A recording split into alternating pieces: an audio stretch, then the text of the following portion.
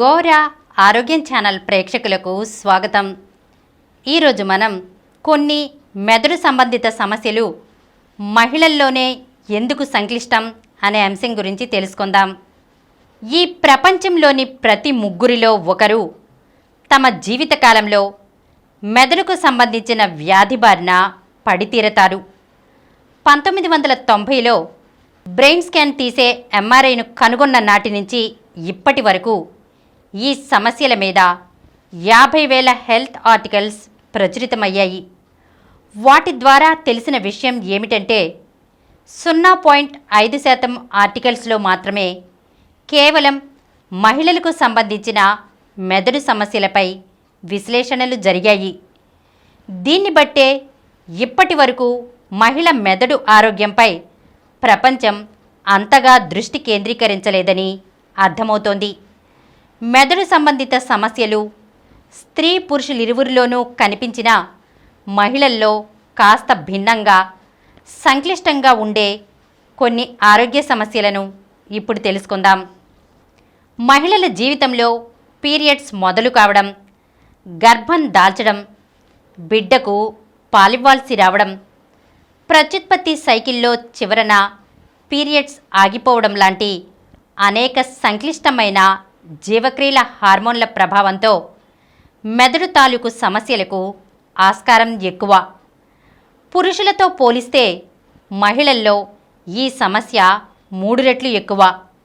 లక్షణాల తీవ్రత 3 రెట్లు అధికం.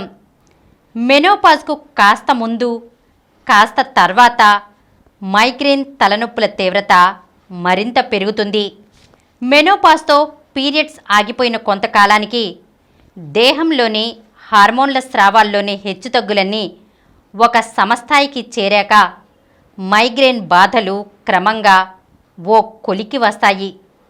పీరియడ్స్ సమయాల్లో ఒక్కసారిగా ఈస్ట్రోజెన్ మోతాదులు తగ్గడం వల్ల మైగ్రేన్ బాధలు చాలా తీవ్రంగా ఉండి సుదీర్ఘంగానూ బాధ పెడతాయి. అంతేకాకుండా మందులకు వాళ్ళు తక్కువగానే స్పందిస్తారు. నోటి ద్వారా తీసుకునే కుటుంబ నియంత్రణ మాత్రలు వాడుతున్న కొందరిలో మైగ్రేన్లో తగ్గుదల కనిపించినప్పటికీ మరికొందరిలో ఆ బాధలు తీవ్రతరమవుతాయి. మైగ్రేన్ నివారణకు వాడే టోఫిరామేట్ వంటి మందులతో కుటుంబ నియంత్రణ మాత్రల ప్రభావము తగ్గుతుంది. కాబట్టి మైగ్రేన్తో బాధపడుతూ కుటుంబ నియంత్రణ మందులు వాడుతున్నవారు లేదా వాడాలనుకుంటున్నవారు తమ డాక్టర్తో ఆ విషయాల్ని స్పష్టంగా చర్చించాలి. మైగ్రేన్ ఉన్న కొందరిలో గర్భం ధరించి ఉన్న సమయంలో కొంతమందిలో కాస్త ఉపశమనం దొరికే అవకాశం ఉంది. అయితే మైగ్రేన్ మందుల వల్ల కడుపులోని చిన్నారిపై దుష్ప్రభావం పడే అవకాశం ఉంది. కాబట్టి గర్భధారణ టైంలో వాడే painkillers, sodium valproate, topiramate, propranolol, ergotamine వంటి మందుల్ని పూర్తిగా ఆపేయాలి.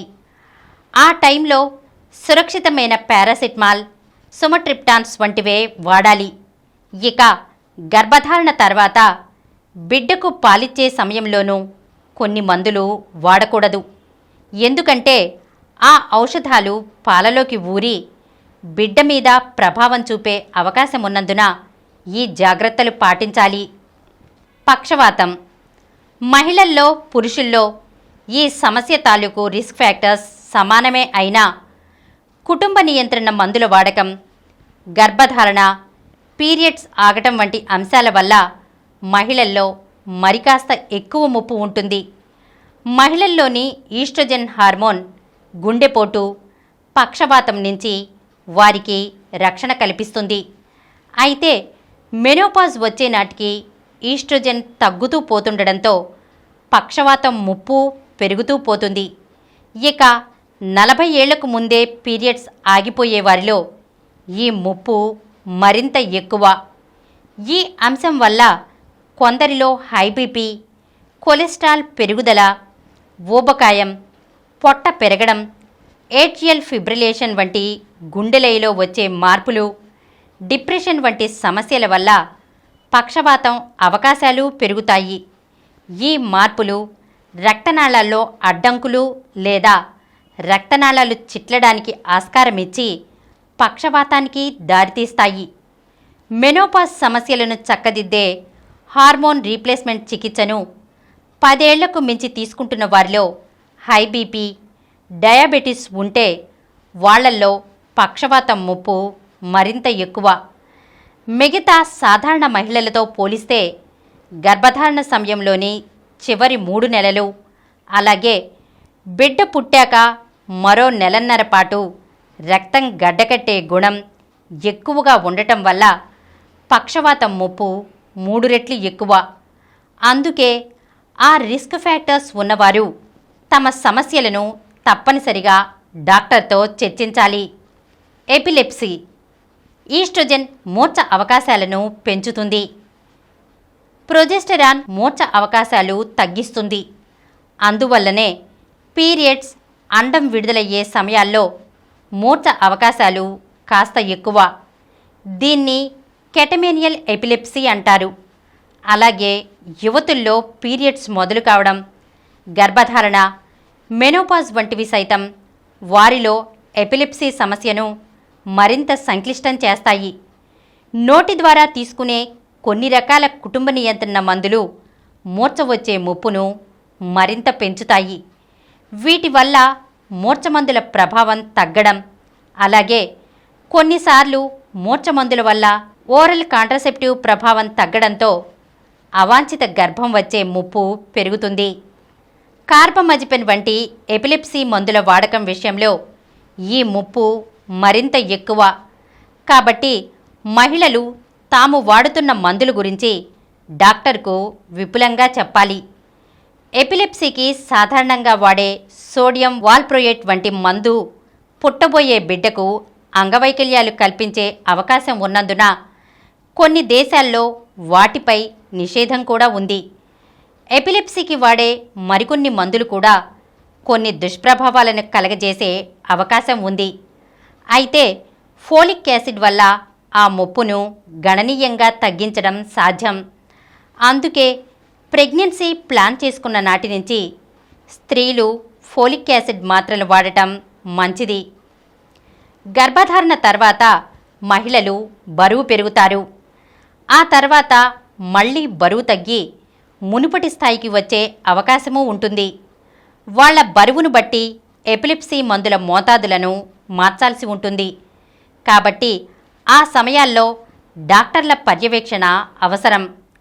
మహిళల మెదడు సమస్యల విషయంలో ఇన్ని ప్రత్యేకతలు, సంక్లిష్టతలు ఉన్నందువల్ల ఇటీవల కొన్ని దేశాల్లో మహిళల న్యూరాలజీ అనే ప్రత్యేక విభాగాలకు ప్రాధాన్యం పెరుగుతోంది.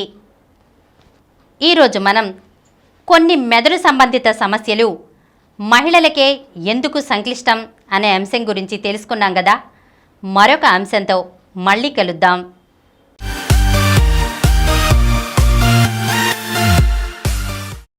ఈ కార్యక్రమం మీకు ఎంతో నచ్చింది కదా. ఇటువంటి మరిన్ని వీడియోల కోసం అనతి కాలంలోనే 20 కోట్ల వ్యూస్ సాధించిన డాక్టర్ సమరం మల్టీ ఛానల్ నెట్వర్క్ సమర్పించు గోరా ఆరోగ్యం ఛానల్కు సబ్స్క్రైబ్ చేయండి, లైక్ చేయండి, మీ ఫ్రెండ్స్కి షేర్ చేయండి. అలాగే ప్రక్కనున్న గంట సింబల్ని ప్రెస్ చేయడం మర్చిపోకండి.